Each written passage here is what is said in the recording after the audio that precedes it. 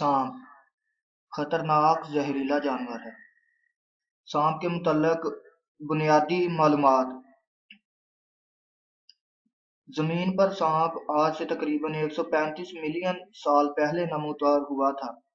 इसका जद आला गालबन छिपकली है। रेंगने के अजीबो-गरीब अंदाज, डसने और जहर आलूद करने के निराले ढंग की वजह से सांप देखते ही इंसान में खौफ व हिरास की शदीद जज्बाती कैफियत पैदा कर देता है। मुख्तलिफ मजहबों, देवमालाओं और अदबों में मुख्तलिफ अंदाज में इसका जिक्र बकसरत मौजूद है। कई कदीम मज़ाहिब में सांप की पूजा भी होती है।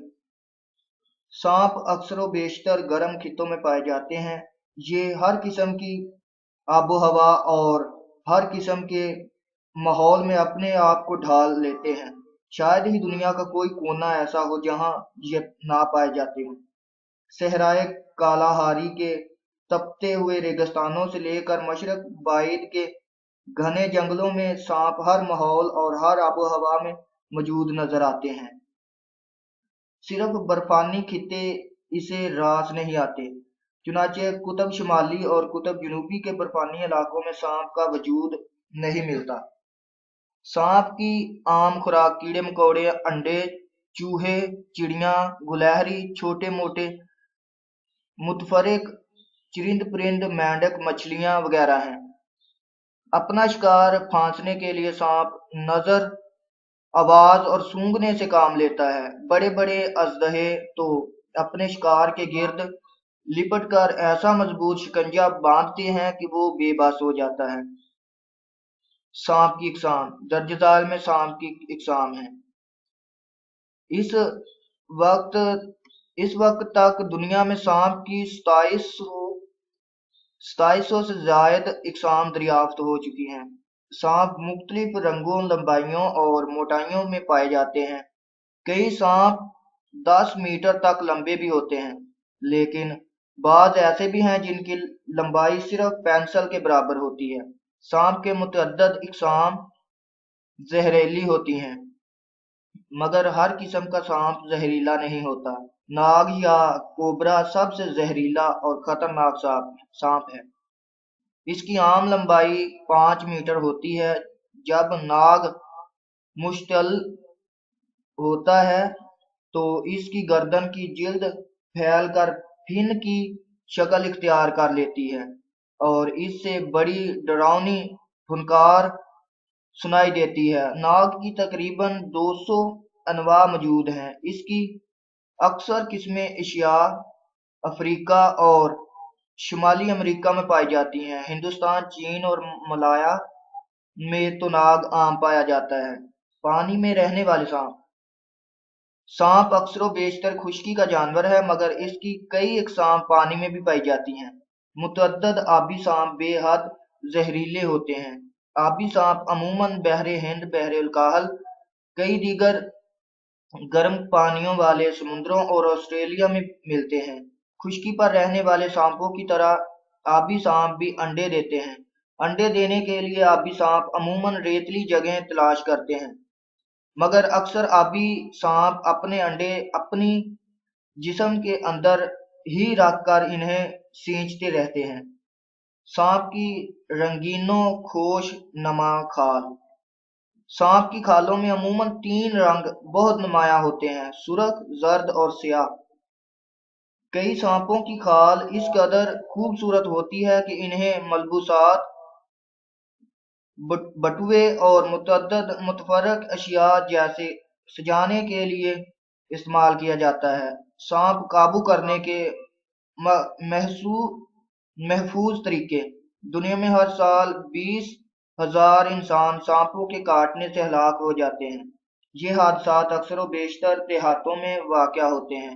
सांप को काबू करने और उसके जहर से बचने का महफूज तरीन तरीक ये है कि हाथ की उंगली और अंगूठे से इसकी गर्दन को दोनों तरफ से दबा लिया जाए और एक उंगली मजबूती से इसके सर पर रख दी जाए।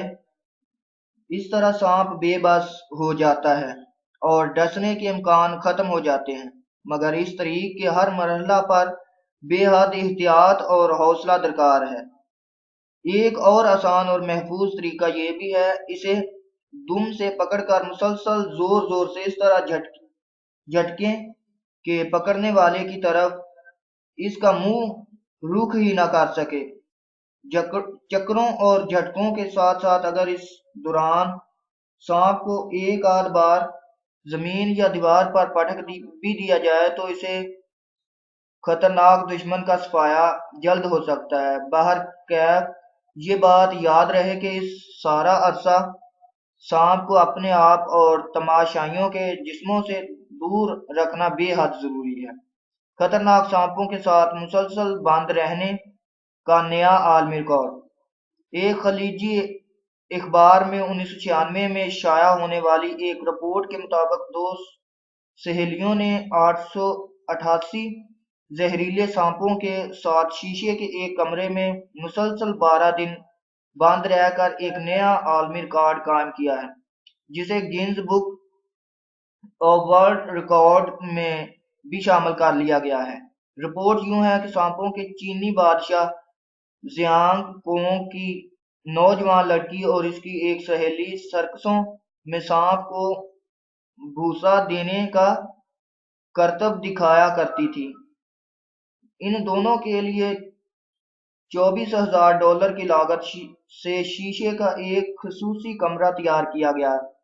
کمرے میں سونے کے لیے نرم گدوں کے علاوہ ٹی وی، ٹیلی فون اور ورزش وغیرہ کی تمام سہولتیں بھی مہیا کر دی گئیں۔ کمرے میں 888 خطرناک سانپ رکھ دیے گئے، پھر ان دونوں چینی سہیلیوں کو زہریلے سانپوں کے ساتھ کمرے میں بند کر دیا گیا۔ شیش کمرے کے باہر gains book of world records کے خصوصی نمائندہ کو نگرانی اور ذاتی مشاہدوں کے لیے بٹھا دیا گیا۔ پہلے روز ایک کوبرا نے ایک لڑکی کی انگلی کو کاٹ لیا، مگر طبی امداد آنے سے پہلے ہی لڑکی نے اپنی ماں کی دی ہوئی ایک دوائی سے کوبرے کے زہر کا اثر زائل کر دیا۔ 2-3 روز مسلسل اکٹھے رہنے سے ہی آہستہ آہستہ تمام سانپ دونوں لڑکیوں سے مانوس ہو گئے۔ رات کو جب لڑکیاں گدے پر لیٹتی تھیں تو ہر سانپ کی یہی کوشش ہوتی تھی کہ وہ لڑکیوں کے پہلو میں رہیں۔ دن کے وقت بھی اکثر سانپ لڑکیوں کے ارد گرد رینگ رینگ کر اپنی دوستی اور خیر سگالی کا اظہار کرتے رہے۔ ان چینی لڑکیوں نے مسلسل 12 روز ان خطرناک سانپوں کے ساتھ شیشے کے کمرے میں گزارے۔ اس سارا عرصہ اخبار، ریڈیو اور ٹیلی ویژن کے نمائندے باہر سے ان کی تصویریں اتارتے رہے اور فون پر انٹرویو بھی لیتے رہے۔ اس سے پہلے سنگاپور کے ایک اور مشہور سپیرے نے 200 سانپوں کے ساتھ متواتر 10 روز بند رہنے کا ایک عالمی ریکارڈ قائم کیا تھا، جسے اب ان ناڈر چینی سہیلیوں نے توڑ دیا ہے۔ جرائم کے خلاف زہریلے کوبرا سانپوں کا انوکھا استعمال۔ 1997 کی ایک اخباری رپورٹ کے مطابق انڈونیشیا کی پولیس جرائم کی روک تھام کے لیے زہریلے کوبرا ناگوں کے استعمال کے عملی منصوبے تیار کر رہی ہے۔ کوبرا دیکھتے ہی ہر انسان پر ڈر خوف طاری کر دیتا ہے۔ پولیس کا خیال ہے کہ زہریلے کوبرا سانپوں کو ان 2 مقاصد کے لیے مؤثر طور پر استعمال کیا جا سکتا ہے۔ نمبر 1، احتجاج کرنے والے مشتعل ہجوموں کو منتشر کرنے کے لیے پولیس کا موقف ہے کہ ایسے بے قابو ہجوموں پر کوبرے پھینکنے سے انہیں بآسانی ڈرایا، دھمکایا اور بھگایا جا سکتا ہے۔ نمبر 2، مشتبہ ملزموں کے منہ سے صحیح بات نکلوانے کے لیے پولیس کا خیال ہے کہ اکثر مشتبہ ملزموں سے ٹھیک بیان نکلوانے میں بھی کوبرا ناگ کے ڈسنے کا خوف بہت مددگار ثابت ہو سکتا ہے۔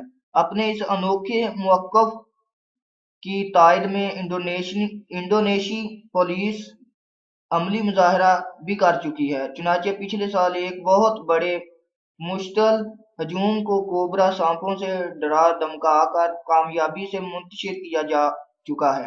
نفاذ قانون کے لیے پولیس کے اس انوکھے حربے کے انتظامی اور قانونی نتائج کیا برآمد ہوں گے، اس دلچسپ بات کا تفصیلی جائزہ بھی لیا جا سکتا ہے۔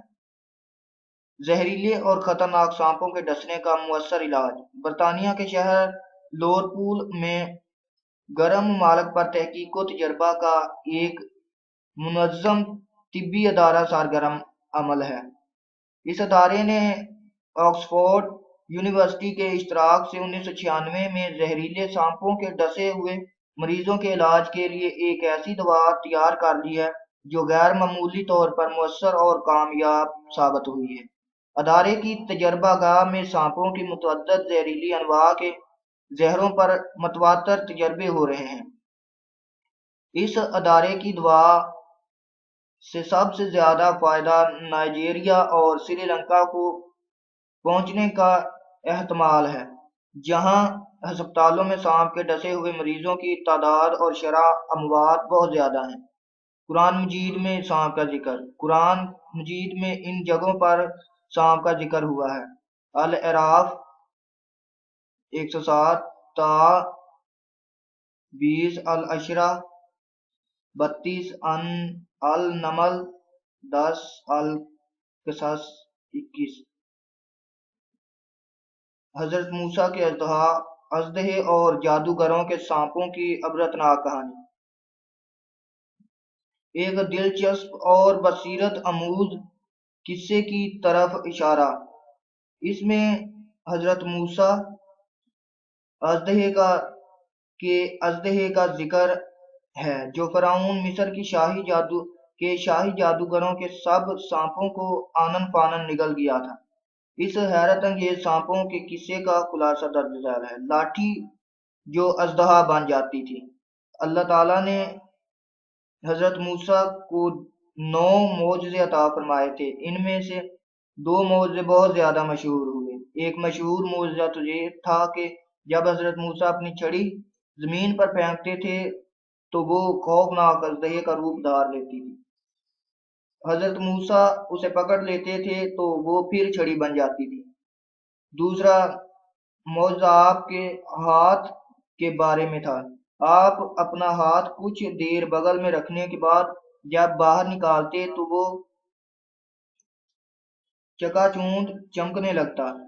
معجزے عطا کرنے کے بعد اللہ تعالیٰ نے حضرت موسیٰ کو حکم دیا کہ وہ فرعون کے پاس جائیں اور اسے صحیح راستے پر لانے کی تلقین کریں، اور ان دنوں کے بادشاہوں کا شاہی لقب فرعون ہوا کرتا تھا۔ حضرت موسیٰ کے وقت کے فرعون کا ذاتی نام رامس دوم تھا۔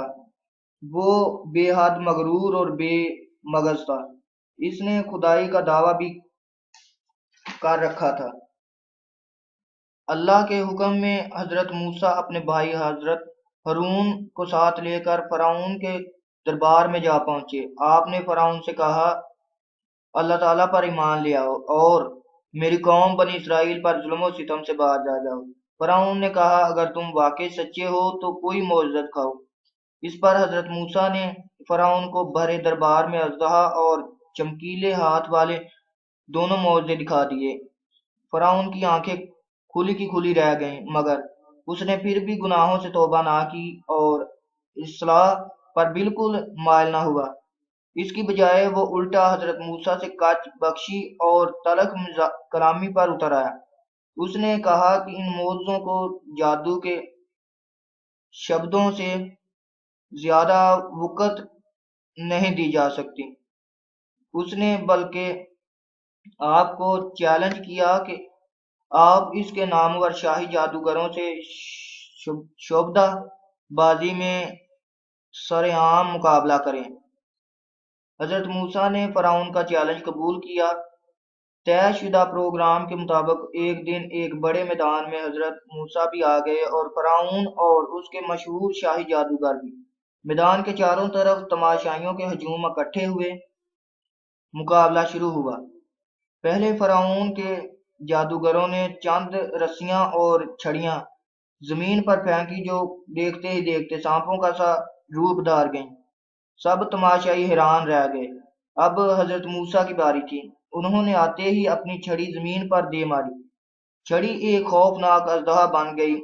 اژدہے نے جادوگروں کے تمام چھوٹے سانپوں وغیرہ فوراً ہڑپ کر لیے۔ اس پر سارے تماشائی مبہوت ہو گئے، ہر طرف حیرت اور سکوت کا عالم طاری ہو گیا، حتیٰ کہ تمام جادوگر بھی بلند آواز سے پکار اٹھے کہ حضرت موسیٰ واقعی سچے ہیں۔ انہوں نے بت پرستی اور شعبدہ گری سے تائب ہونے کا اعلان بھی کیا۔ فرعون کی ہٹ دھرمی اور غیظ و غضب میں اضافہ۔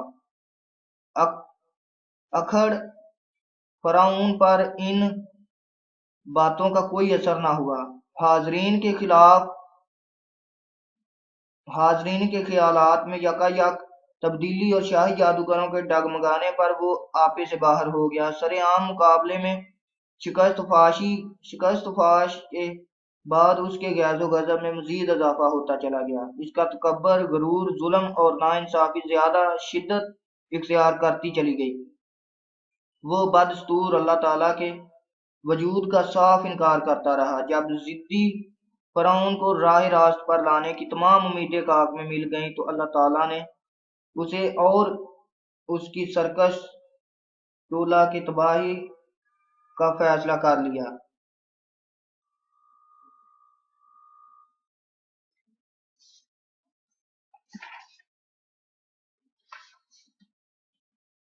خوفناک سانپ کہانی کا اہم سبق۔ اس خوفناک پرانی کہانی کا مرکزی سبق یہ ہے کہ اللہ تعالیٰ کی نافرمانی کرنے والوں کا انجام ہمیشہ عبرتناک ہوتا ہے۔ اس کے سچے بندے ہمیشہ کامیاب و کامران ہوتے ہیں۔